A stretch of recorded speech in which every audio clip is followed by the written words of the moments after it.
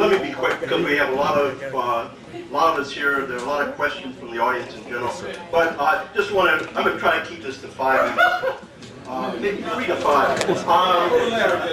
First, I think it's very important that all of us in this room, particularly those of African American descent, say to ourselves every day that yes, this situation is difficult. Very, very difficult. And it gets more difficult in many ways every day given the fall of America. The fact the economy is falling apart, it gets more difficult. But what we also have to say to ourselves is that if we think about ourselves now compared to our great grandfathers and grandmothers and other generations, I think we have to say that as difficult as it is for us today, we have the capabilities of dealing with this stress and developing a plan and implementing a plan to take us to the next step. Why? Because our ancestors made it through the most brutal experience that I think human beings have ever experienced on this earth. Stripped of language, stripped of culture, stripped of a sense of humanity, and yet here we are today. Here we are today. And it's important to keep that in mind so that we don't get caught up in the emotions of the anger and the frustration and the rage at being treated in such a disrespectful way for 400 years. It is very easy, given our history and the continuation of it, to slip into rage and to stay in rage. But if we do that, they win, because they will call us crazy, they will take us to the insane asylum and continue to oppress and brutalize those of us who are outside the insane asylum and the prison. Specifically, there we have to, Sergeant French and the others, good men and women. The dilemma is that the plan is stupid. No, not the problem. The problem in terms of parents who are fearful of their relationship to their children is real. We all know that that's real. And that we all have a responsibility to be concerned about that, police as well as community, obviously. The question is, how do you deal with it? In the context of a history of police oppression and brutality, not just here in Boston, but across the country. So how do you deal with this issue? I would think that if the police were serious about the rhetoric that they put out around the plan, about seeking cooperation, about working together so we can make things better, then you would implement it in a way that presumes the rationality of parents, that presumes that we can think and make decisions and need to be given opportunities to think and make decisions rather than being treated as if we have no right to think about very difficult situations. Yes. That's why I support what Sarah Wunsch said, and that is that the problem is there. The intelligent way, given the objectives that they say they have, would be to create the opportunity for parents who realize they have a problem to sit down with the police and think about the alternatives and develop a plan about how to move forward that they've had an opportunity to think about and develop. That's respect. Coming to somebody's door at 2, 3, 4 o'clock in the afternoon, knocking on the door, even with a minister or elected official, and saying, you know, your children, there's been a tip that we've been given that your children have, that there's some children in this house who have some guns. We want to come in and search your house. Given the psychological relationship between people in our community, particularly the mothers of many of these young men, the question is, is that a situation where they can make a free and clear, intelligent decision? I would suggest that any rational human being would say no. If I have police knocking on my door in the afternoon saying that they want to come in, I have to think, first, I wonder who told, I wonder what he has, I wonder what they're going to do. If I don't let them in, what are they going to do to me? Right? It's a natural thought. But the police didn't think about that. See, that's what really frightens me in terms of the relationship with the police department. And that is the mayor and the commissioner and the leadership, as well-intentioned as they are, and they're all well-intentioned, can't see that the implementation of this program is continuing the same kind of offensive intimidation and harassment that has been the root of the problem, that has resulted in the Boston Police Department's miserable closure records around crimes. Why did they have that miserable closure records? Because every criminologist admits that crimes are solved not by technology, but by information coming from people in communities. If you don't have a relationship, positive relationship with people in the community, then it's likely that you're not going to be able to solve the crimes. And so in a city where it's clear that we aren't solving the murders, that our rate is below other cities, and where we need to think about ways to build the relationship, what's the program that they implement to continue the harassment, to bring all of us out to talk about whether their program is disrespectful, and having, I think, probably at least half of us say it is. Is that building a relationship?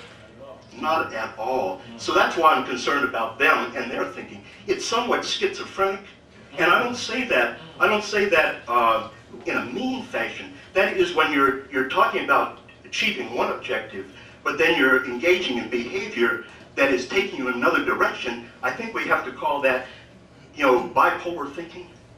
That is, you're saying I want to be cooperative, but now over here I'm doing the things that will make people not want to cooperate with me. Think about it. The last thing is, what do we do?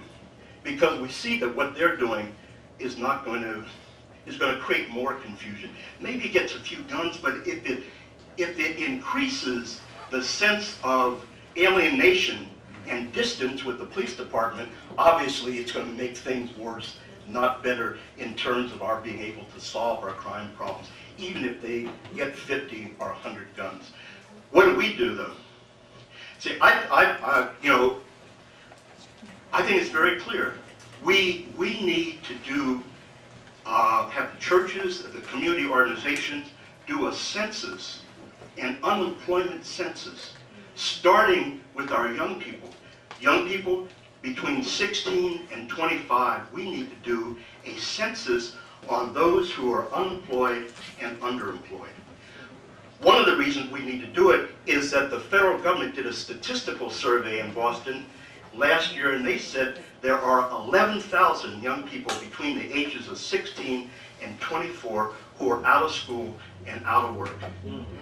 11,000. I think it's more. I think it's really 16,000, around 16,000. Why? Because each year we're losing about 1,500 to 2,000 students from high school who leave without degrees and underage. And so, it's been going on for 5 or 6 years now.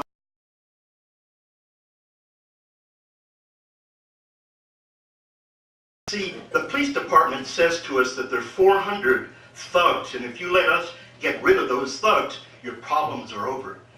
That's it's a distortion of the reality. Yes, there are some men and women out there who need to be dealt with in terms of criminal behavior, undoubtedly. However, if you have at least 11,000 young people between 16 and 24 who are out of school and out of work, you're going to have crime and violence. You're going to have crime and violence. We can see that the administration is not focused on that issue. We try to get them to hire more street workers. They wouldn't hire more street workers.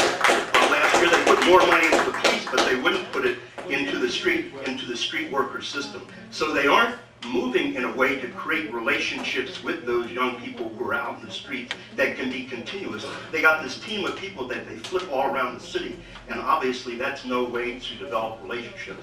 Brothers and sisters, what Senator Wilkerson said is true, that they're our children. We have to solve it, and the only way to solve it is to begin to create a relationship with those young people who are out of school and out of work first, right? That's not going to solve it, but we have to create a relationship with them, because we don't have 11,000 jobs right now, and the government isn't showing any inclination or focus on creating the kind of jobs that we need at the federal level, the state level, or the city level. So what we have to say is that if we have 11,000 young people out there, out of school and out of work, 11,000 of us need to step forward. 11,000 of us need to step forward, and we need to say each and every one of those young people that we can get to come forward and identify themselves and to say, yes, I don't have a job, yes, I don't have the skills, but yes, I am a human being. I would like somebody in this community to show that they care about me, right? That's what we need to do. If you're interested in working on that, then we're going to have on March 10th, continuation on what we're calling the Peace and Prosperity meetings. What we're calling for is, one, to get the churches and the organizations to do an unemployment survey. We need to say to our young people who are unemployed that we want to know who you are, because we want to have a relationship with you, because you shouldn't be out there alone struggling. You didn't create this problem. Yes, you have responsibilities to do more, but you didn't create the problem of joblessness in this city or in this state or in this country. So we have to work with you as you struggle with it. That's the first thing. We have to get the agencies to work with this to, in fact, identify those young people. And then the next thing is we have to stand up, brothers and sisters. If we don't have 11,000 people in this community who are ready to stand up and work with each and every one of those children that we can identify, you know, we're disgusting. You understand what I mean? If we don't have 11,000, I have a district of 64,000 people. 64,000. If we can't find 11,000 people in my district and Councilor Yancey's district that covers, and part of Councilor Consolo's district, covers what people think about as the black community in Boston. There are probably, his district, my district, maybe 130,000 people we're talking about. We've got 11,000 kids out there. We should be able to, in fact, recruit from our own the adults who will join hands with our children to begin to provide that support that they need to figure out what they're going to do. They can't do it without us, and we can't do it without them. So as Senator Wilkerson said, it's time to stop just talking about what the police department isn't doing, because unfortunately they don't seem to have the ability to think beyond their old patterns of behavior. As nice as they are as human beings, they're stuck in a rut in terms of their thinking, I believe. And if that's true, let's not try to beat them up for being who they are, or to say, oh, you've got to do something different. Let's go out and do something ourselves. If the issue is that our children, there are a number of our children who need help and support and guidance, then brothers and sisters, it's clear what we need to do.